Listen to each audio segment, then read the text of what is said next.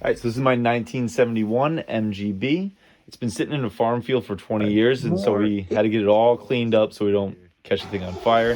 Got it started, got it running, got the fuel system working, got the brakes working, and now it's back on the road. So naturally, next step is going to be to race it. So we're going to start off with autocross, but I don't know how well we're going to do there.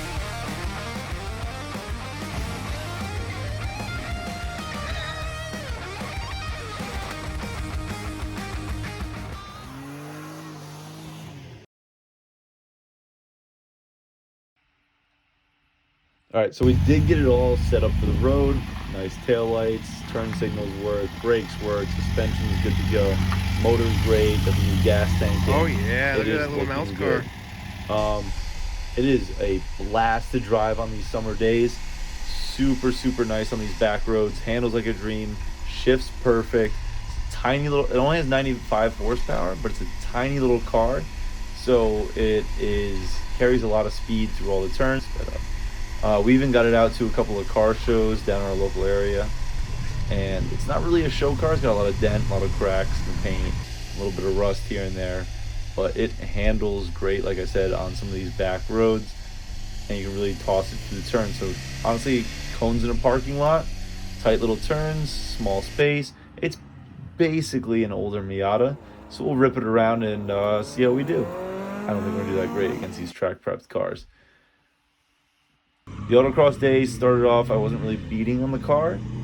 We're trying to preserve it for as long as we can. Don't want to do any damage, like blow up the differential or transmission or blow the motor or anything. But as the day went on, I was getting more comfortable with the car, kind of trusted it a little bit more, launched a little bit harder, pushed through the turns a little bit more. On these $40, I don't know if this car will run tires, it slid around and was a ton of fun to drive. Just ignore all the other faster cars. And just listen to that engine scream, tires chirp just a little bit. It's got a lot of body roll, but that keeps it comfortable when you're driving around the back roads here in New York with lots of potholes. And by the end of the day, it was squealing tires in braking zones, sliding sideways through the turns. It was a blast to drive.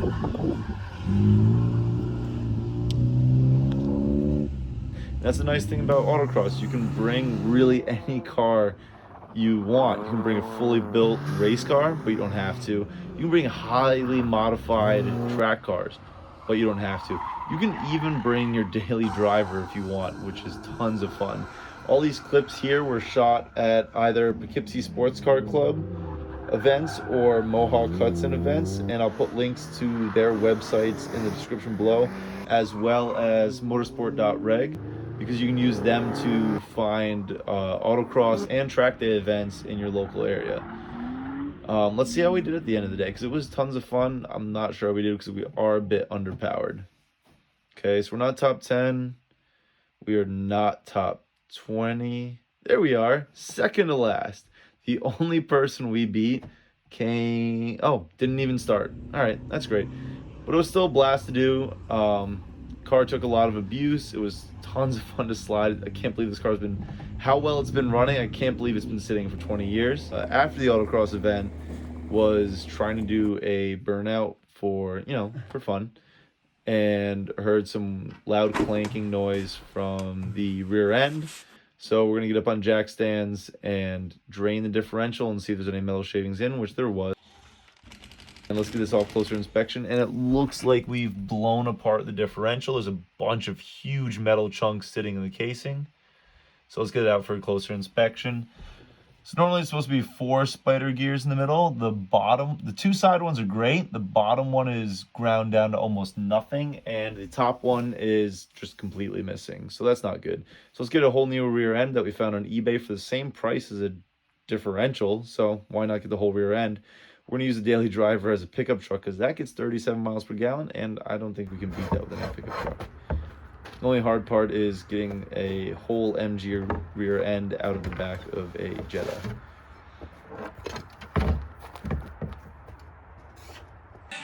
Can't wait to punch myself in the face with this.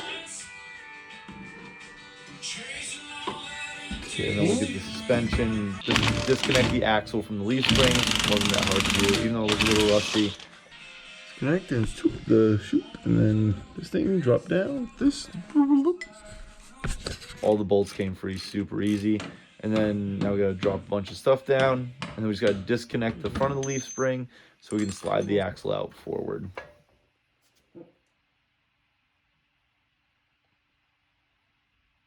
Now we use our transmission jack to slowly and safely lower the MG rear end out of the car.